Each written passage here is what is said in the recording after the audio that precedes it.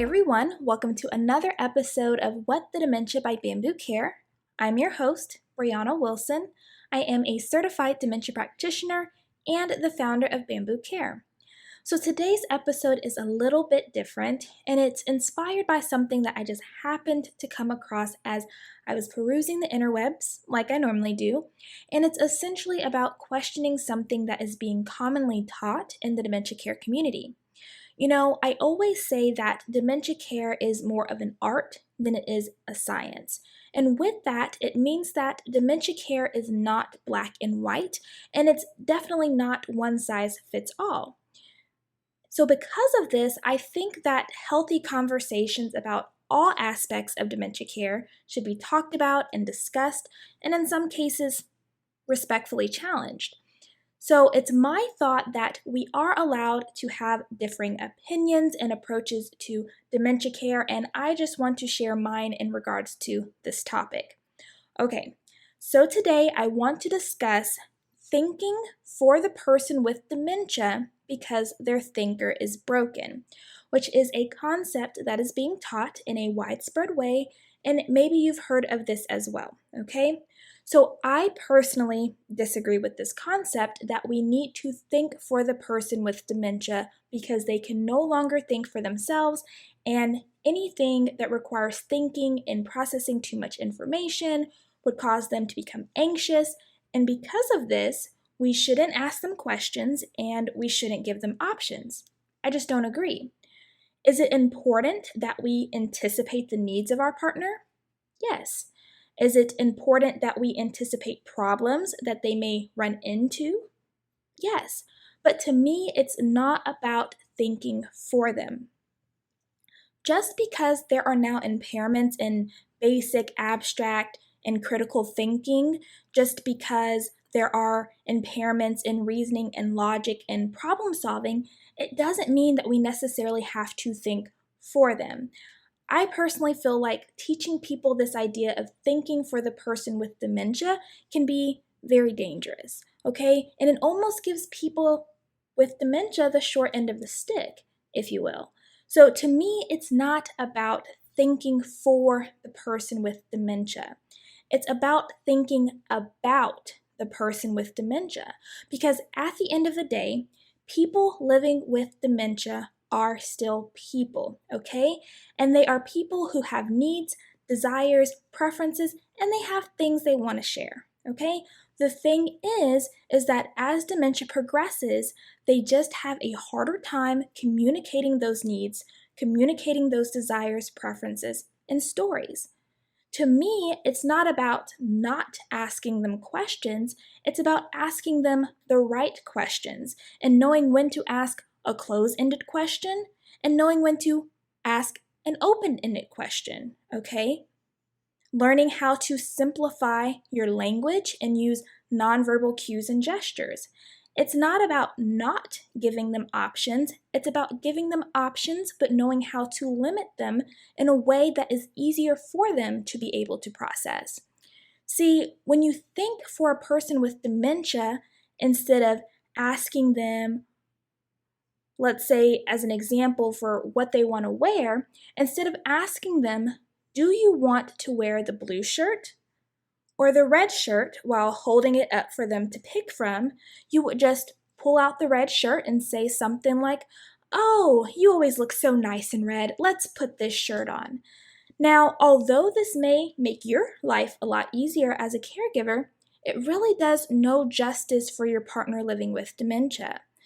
With dementia, we are already dealing with them losing a sense of control, losing a sense of their independence, and losing a sense of themselves. And so if we were never to ask our partner with dementia a question or to never give them options, we are essentially taking everything from them.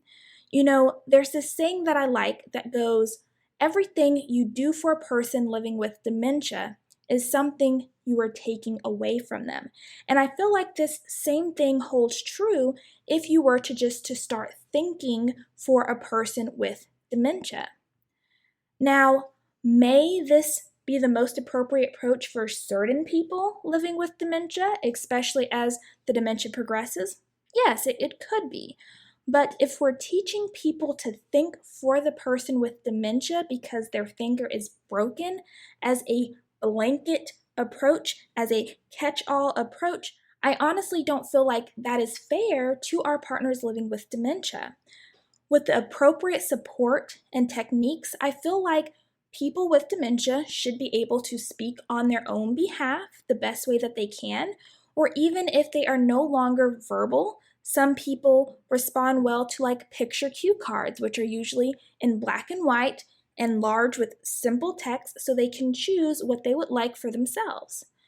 When we ask our partner a question, given that we're asking an appropriate question and that we're simplifying it in a way that can be better understood, we have to realize that our partner has the right to say no. They have the right to refuse altogether. We have to realize that our partner also has the right to respond in a way that is most fitting with their current reality, even if their response doesn't necessarily make sense to us. You know, some of the best conversations that I've had with people living with dementia has come from asking questions. Is their response to my question always accurate? No. Is it always directly relevant? No. Is it always true? Probably not. So for example, I had a guy living with dementia and probably like the moderate stages tell me that he used to gamble with President Trump. Now, is that true or not? I don't know. But we had a whole conversation off of it. I asked him questions about his experience gambling with Trump, not to challenge his story, but to learn more about his reality of gambling with Trump. I wanted to know where they met, not because I was trying to find holes in his story, but because I was genuinely curious to know, and he told me. I wanted to know who was the better player, him or Trump, and he said that Trump was the better player, but that he did win some money off of him. And he told me a lot of other stories that he likely wouldn't have told me if I didn't ask him questions. And this was something that he brought up, but that I thought to ask more about, okay? And then, even when things kind of settled down a bit, he kind of started randomly laughing to himself. And so I just curiously asked, what are you over there laughing about? He then told me about the night he got too drunk playing poker. See, he didn't need me to think for him. He needed me to think about him. He needed me to think about him enough to ask what was going on in his world. All he really wanted was someone to talk to. So my point is, it's not about thinking for a person with dementia. It's about thinking about the person with dementia and anticipating their needs and the problems they may run into so that you can adjust your approach, you can adjust the environment, and you can connect with your partner in new ways. Okay? So with that being said, my challenge to you is that before you consider thinking for your partner with dementia, first consider if you have thought about your partner with dementia. Okay? And you'll be so surprised where that little change in perspective can take you. So thank you so much for joining us on another episode of What the Dementia by Bambu Care. We look forward to catching you on the next episode. Take care, and until next time, stay strong, carry on, and remember, you are not alone. Bambu Care is always here.